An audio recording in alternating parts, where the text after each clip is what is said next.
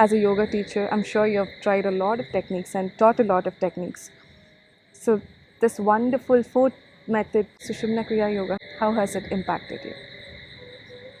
I think the most beautiful part of the steps that we do in the Sushumna Kriya practice, after the Sankalpa, where we just start with simple Omkaras, and also how Amagaru guides us with the pitch on how to take the Omkara, on where to emphasize. I think that's where the secret and the magic lies. Because when you start chanting Om, it can activate different centers in the body. And Amagaru, because obviously they are a group of spiritual scientists, they know how to mix that perfect formula for a larger population. We usually call it the 1:2 method. Yes, rightly put. So when we are actually chanting the Omkaras, it is actually, if you see as we are giving out the sound, it's the exhalation. And there are smaller inhalations that we are taking. What the exhalation does is, when you sit for the Kriya, it's like an initial preparation. It's relaxing the body. It's making you settle down. So by the time you have touched the 21st Omkara, you're ready. You have given out enough residue and you're prepared to take on the next step.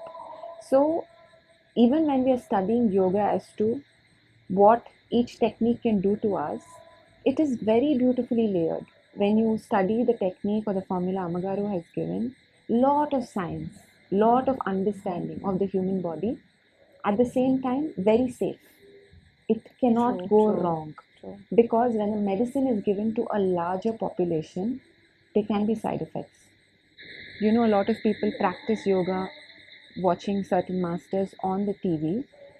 If you are of a certain prakriti, like a vata prakriti, it can cause more hurt. Yeah. Yeah. But when the guidance is coming in such a safe way to a universal crowd, True. I think it's very beautiful. It's very beautiful. True. And also, the beauty of it is, Amagaru says 49 minutes for 49 days is basically for this, to balance everything out.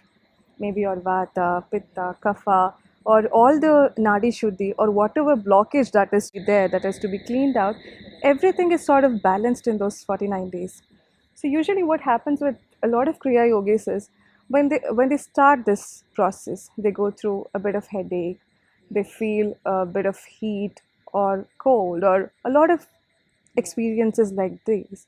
And what we are told is to maintain the discipline, or continue practicing for 49 days, and it all sorts itself out.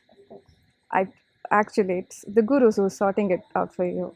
Yeah. And also through the practice, as you sit and do the same things again and again with more concentration, things clear up for you. Sure. And they become a part of your life. Sure. Sometimes I really wonder, what have we all done, or at least what have I done, in the To early, be so blessed to be here. to be blessed. And also, why did it take me so long? What have I done in the first 25 years of my lifetime? Where was I lost? Sure. But also acknowledging that it has taught me, because I have done everything that I needed to in the world and explored every corner. I know this was homecoming. Probably we wouldn't have been ready. Yes. And that Or readiness we wouldn't came. have respected Yes. if this was given early. So I Correct. think it takes a bit of maturity. Right thing In at the every right time. level, right? Absolutely. Absolutely. You have to go through a bit in life to understand where it's coming from. Yes. Yeah, So gratitude comes from that place. absolutely. And Sushumna Kriya has also taught me how to ground myself in times when I'm extremely happy. This can happen to us when we are extremely happy. We can throw our weight around. But the Kriya can really ground us and keep us in our place. And at the same time, it can help us and guide us in times of distress. Yeah. I think it's the side effect of when you start taking the difficult situations lightly in life, you also start taking the elating situations lightly in life. Absolutely.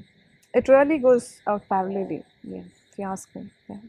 So this is the tapas that I have taken on to practice every single day. Also, this isn't this what Krishna says? Moderation in everything. Moderation. Moderation. But how does one but how does one understand moderation? And I think that inner guidance is coming as you practice it. True. Because for me, what happened was, as I was doing my Kriya and I was going about the day, it was almost like, because I felt so cleansed and pure from within, with the Sankalpa, with the Omkara, with the taking the positive affirmation in and releasing the negative out, a certain inclusiveness had come in. So when I went out into the world, it was like an antivirus software, detecting that this is a red flag. Maybe what you're saying may not be suitable for you and the people around. Maybe the thought that is popping up right now may be unnecessary. So I think that guidance was coming. And I would definitely attribute it to the Kriya and the guidance that is coming from within. True. It's like an invisible filter. It's there. You know what to filter out, and you know what you're giving out. So you filter out in and out. Yeah. It has also helped me touch my inner divine. So today, if you ask me the form of my guru, although I'm blessed to see the forms of my gurus, for me, my guru is formless within, because I have experienced their love in so much abundance within myself. Although I have a figure standing there, I have always experienced all of them within me. So for me, they are within me. So when I invoke them with the Guru Mantra, I invoke them, I try to visualize them standing on a petal at my heart center, and I invoke them, see them walking into myself. So it's also a greater responsibility for a child that I embody my parent. There is a divine within me, so I better behave myself. It's also the sort of the ultimate goal for every yogi to Yes. actually become a vessel for your guru to embody, for your guru to walk into you. I think that's We are just vessels, and we That's are where just a medium yeah. for the light to pass. Yeah. And the reason that each one of us, I think, must be empty and not so full of ourselves is that this light can reach more people. True. And we are not standing in the way trying to look big and be Absolutely. seen. Absolutely. Yes. Absolutely. What an inspiring and insightful conversation that was. Do you have anything for the viewers, our fellow Sushumna Kriya practitioners, or anything to touch upon? I believe it is a true blessing if we are touched by a practice like this. We are further blessed if we are able to keep our practice and go on, because no matter how much each one of us can share our experience, unless this experience is true for you, you will not know the sweetness and you will not know the fullness of what this practice can give to you, how it can add to you in so many ways. Not just making you more efficient in the world with the relationships that we hold in the world.